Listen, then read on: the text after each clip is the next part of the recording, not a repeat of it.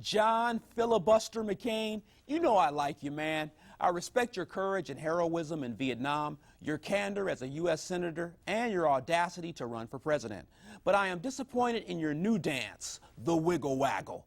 The economy is bad, Wall Street is in a panic, but is a trip to Washington before the debate Friday going to make that big of a difference?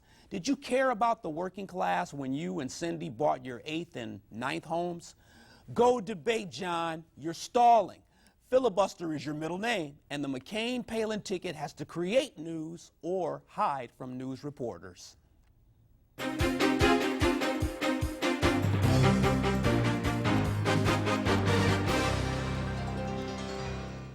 Welcome to Garrard McClendon Live. John Filibuster McCain is at it again, trying to look good by using the bailout to bail out. He's the star of the movie Escape to Washington because he's dodging the debate, donning his cape when Wall Street's in trouble, but unleashing his VP nominee to ridicule Southsiders in financial trouble. Go to Washington on Thursday and Monday, John, but be at the debate on Friday. Here's Johnny. It's time for both parties to come together to solve this problem. We must meet as Americans, not as Democrats or Republicans, and we must meet until this crisis is resolved. I'm directing my campaign to work with the Obama campaign and the Commission on Presidential Debates to delay Friday night's debate until we have taken action to address this crisis. I'm confident that before the markets open on Monday, we can achieve consensus on legislation that will stabilize our financial markets, protect taxpayers and homeowners, and earn the confidence of the American people. All we must do to achieve this is temporarily set politics aside, and I am committed to doing so. Uh-oh, John McCain is getting serious here, but check it out. Barack Obama says full steam ahead. The economy is important, and we need to continue with the business of voting for the next leader of the United States. Let's hear what Barack has to say. I think the important principle at this point is to send a clear signal to members of Congress, as well as the country, that this is a serious problem that has to be solved and should not be subject to the usual partisan politics. With respect to the debates, it's my belief that this is exactly the time when the American people need to hear from the person who, in approximately 40 days, will be responsible for dealing with this mess. And I think that it is going to be part of the president's job to deal with more than one thing at once. I think there's no reason why we can't be constructive in helping to solve this problem, and also tell the American people what we believe and where we stand and where we want to take the country. I'm very impressed, and you know what? I'm impressed by John McCain and Barack Obama's both looking very presidential. But check it out. Joining me to discuss the wiggle waggle of suspending campaigns is the associate editor of RealClearPolitics.com, Blake Dvorak. Blake, welcome to Garrard McClendon Live. Good to be here, Gerard. Thanks for having me. You know what, Blake? Let's get in this, man. $700 million bailout George Bush is proposing. You know, what's RealClearPolitics.com's take on this? Well, it's something that had to happen, and the financial markets, let's make no mistake about it, they are in dire straits, and there is no confidence in the markets at this point. And what the Treasury, what Secretary Paulson has proposed, is to give the markets some stability, some confidence, to get the investors back, and to shore up what has happened. Now, people have been calling this a bailout. It's not exactly a bailout. It's more of a rescue. At least that's what the administration is hoping comes across to Congress and the American people. Now, Blake, let's talk about RealClearPolitics.com, and then we're going to move into whether John McCain's playing dodgeball or not. RealClearPolitics.com, what do you guys do at your website? Well, it's, I hate to use the term, but it's a one-stop shop sort of place for all things politics. Of course, we've been focusing almost exclusively on the presidential race at this point. But there you can find the best op-eds, the best editorials, the best news stories. We put it all right there every morning for you and update it throughout the day. We even have all the polling averages for all the states, national, and all the battlegrounds, everything you need to figure out what's going on right now. Blake, is John McCain playing dodgeball? I mean, it looks political, and it looks like he's doing the right thing here, as Spike Lee would say, but come on, is he playing peekaboo?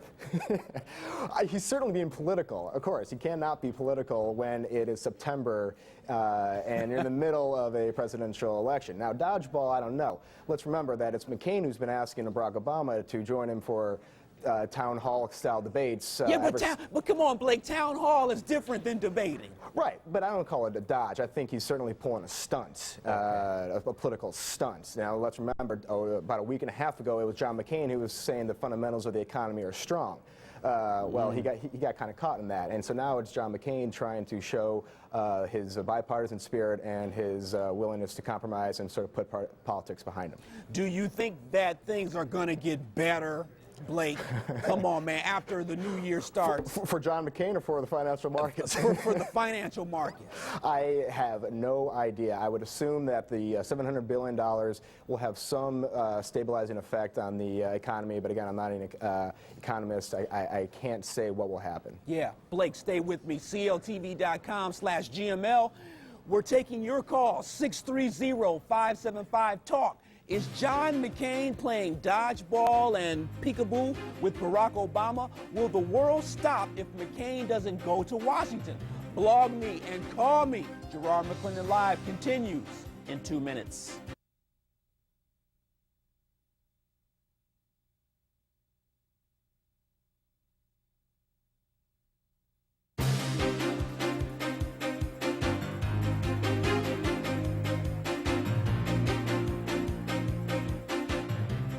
Welcome back to Garrard McClendon Live. 630-575-TALK is the number. Bail out Wall Street before we all go under. Should John McCain debate or hightail it to Washington? Joining me is the one and only Blake Dvorak from RealClearPolitics.com. Blake, thanks for staying throughout the second segment here. No problem. Blake, before I go to phones, in the hood, man, in the neighborhood, there's this thing called roll bounce. It's where you dance while roller skating. But what we're seeing is pole bounce. Right. What's going on, man? I mean, the McCain numbers were huge. Now these polls, the numbers are all over. Numbers are all over, and what it shows is that this race is still pretty tight, although I think Obama certainly has the edge at this point. McCain got a pretty significant bounce out of his convention, especially with the Sarah Palin pick. But now we're seeing that sort of that initial enthusiasm sort of fall off, and Obama has sort of regained the lead, kind of where he was going into the conventions. Yeah, Blake, I want to ask you about Palin a little bit later here, but I'm going to the phones. Steve, thanks for calling Garrard McClendon Live. Steve, what's your comment? Steve, what's your comment? My comment is that, first thing, adversity does not build character. It reveals character. And again, Barack Obama has showed and revealed his character by responding properly. McCain is backing out because he doesn't have an economic solution. And Barack Obama will expose that during this most pertinent time. But Steve, let me ask you this. Steve, he's a senator. It's his job to go to Washington and figure out this financial crisis, Steve. He's been chairman of the Commerce for years. He's been in the Senate for 26 years. He's also been affiliated with that S&L loan disaster 20 years ago. That's all economics. He is not good at it, so he cannot confront himself in this situation. And Obama's strong at this. This is another thing that Obama has expressed his concern, his interest with predatory lending 10 years ago. He was aware of that. He was aware of all these other situations and issues going on in America. The king's not ready. America's got to vote their conscience and do the right thing and put this man in office and end it in November. Uh-oh, Steve, thanks for the call. Blake, man, they are out tonight. Blake, you want to comment on that? Steve was in the mix there. They certainly are, but I think there's blood in everyone's hands here in Washington over this mess, and it goes back, decades. This is what happens when bubbles burst, too. And let's remember, it was Chris Dodd, who's the head of the banking committee, I believe, who is also heads a list of recipients of Freddie Mac donations, and the number 2 on that list, of course, is Barack Obama. The point is that there's a lot of blame to go around. You can certainly blame McCain for being in Washington, almost 3 decades, and you also can blame someone like Joe Biden. So, I mean, there's a lot of blame to go around. It's hard to pinpoint, and there'll be plenty of finger pointing coming down the road. That's right. Blame game is Right. on the horizon. I'm going back to the phones. Mark, thank you for calling Garrard McClendon Live. Mark, what's your comment? Yes, sir. How are you? Excellent. Good. I just want to make a comment that I think that what Mr. McCain is doing shows that he is the more experienced and better qualified candidate. The only thing that we've gotten from Senator Obama so far is rhetoric.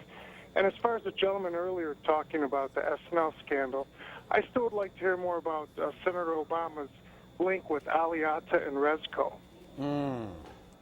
Wow. Thanks for the phone call. We appreciate that.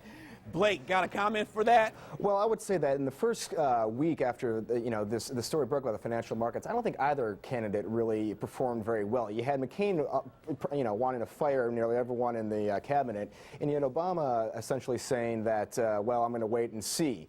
Neither one was showed a lot of leadership. I think they're sort of regaining their ground, but let's remember they both are essentially on the same page with this bailouts. Yeah. They have a few differences, but they're both sort of a wait and see right now. Yeah, Blake, hold tight. I've got to ask you about the one and only Governor Palin from Alaska after the break. Garrard McClendon Live continues. 630-575-TALK is the number. We'll see you in a few minutes.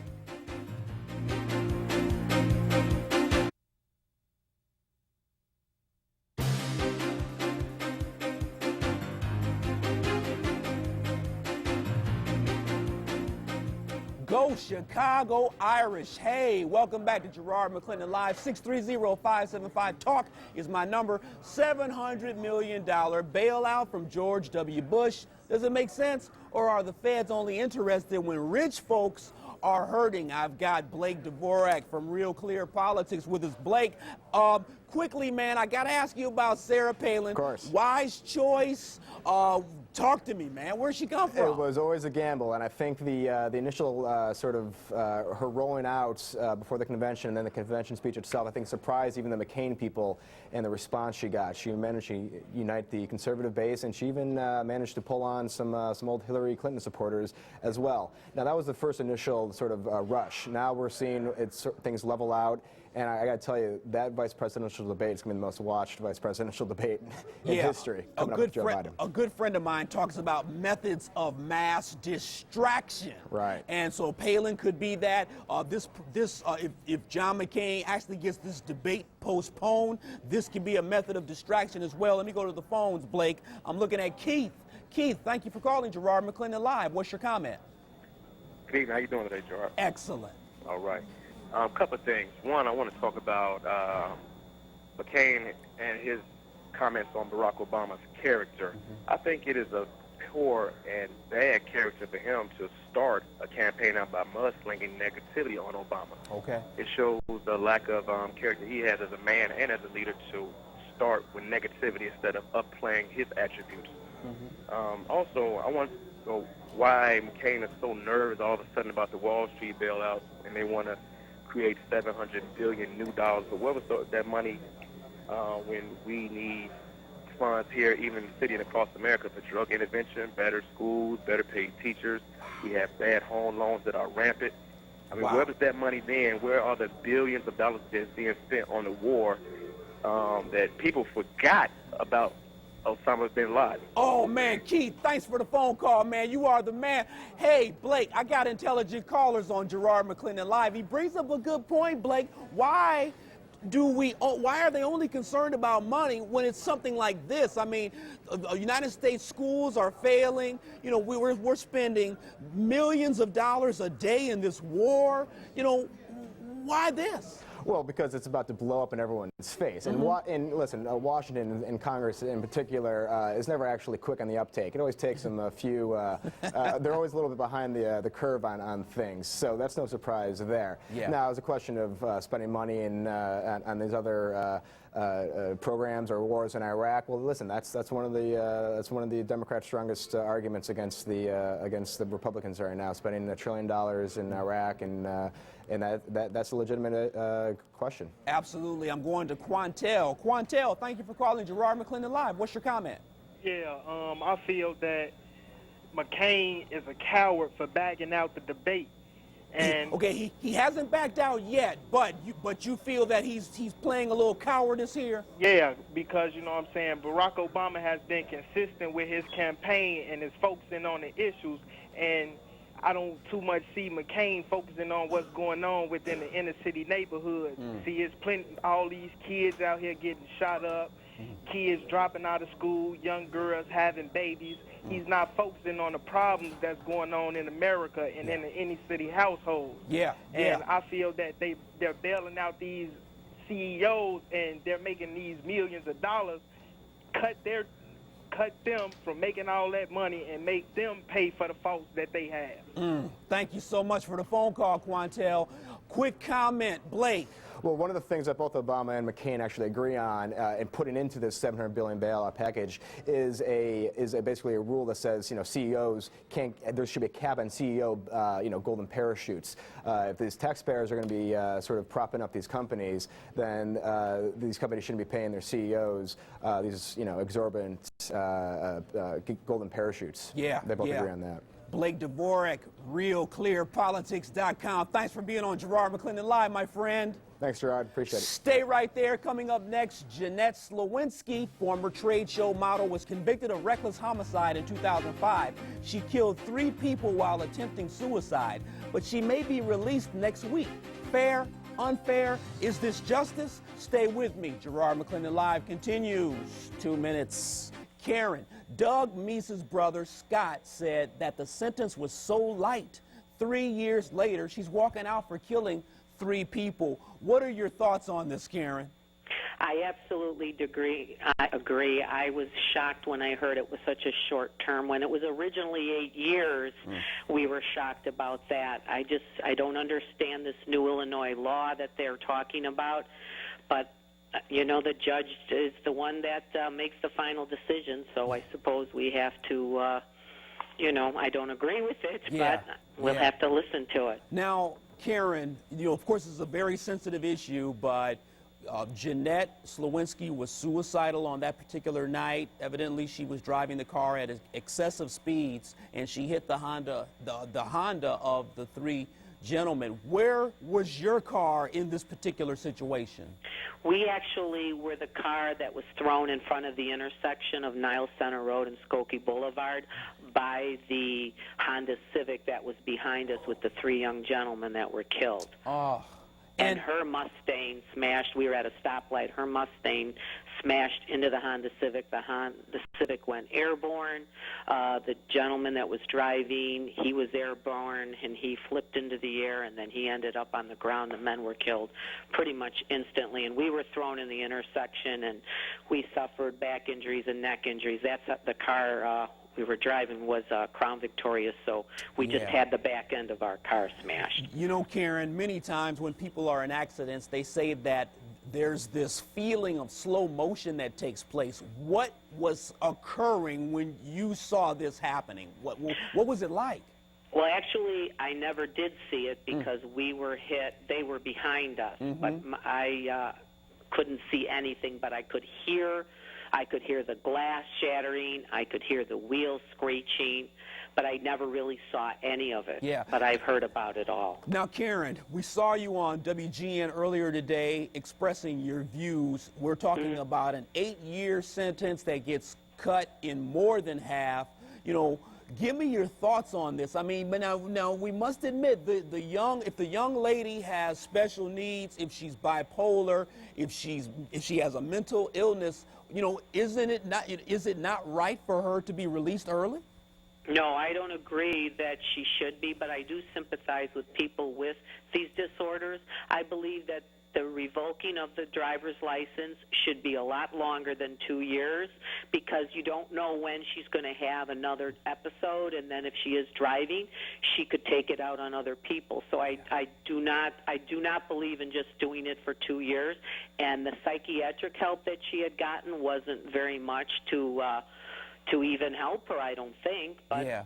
you know, I mean, we'll have to wait and see, but I just pray for people just to look in their rearview mirrors when they're driving all the time, because you don't know what's going to come behind you. Do you think, Karen, I know all of this is speculation, do you think there was some leniency because of the competency of her lawyer and possibly the fact that the young lady was a commercial model? I really don't want to comment on something like that, because I am not the judge that was the one that gave her that sentencing. According to the paper, he felt that that was a just sentence for the fact that she was a sick young lady.